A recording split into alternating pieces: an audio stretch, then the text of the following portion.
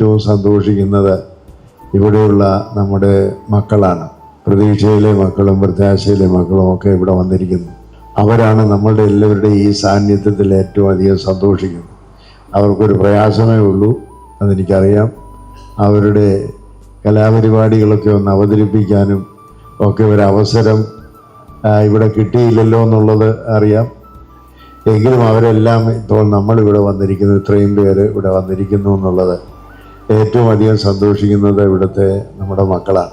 ആ സന്തോഷത്തിന് കൊടുക്കുവാൻ തക്കവണ്ണം നിങ്ങൾ വന്നു എന്നുള്ളതാണ് നിങ്ങൾക്ക് അവരോടുള്ളതായ സ്നേഹം കാണിക്കുന്നത്. നിശ്ചയമായിട്ടും നമുക്ക് സമൃദ്ധിയുടെയും സന്തോഷത്തിൻ്റെയും സഹോദരത്തിൻ്റെയും ഒരുമയുടെയും ഒക്കെ ആണ് ഓണാഘോഷമെന്ന് നമുക്കറിയാം.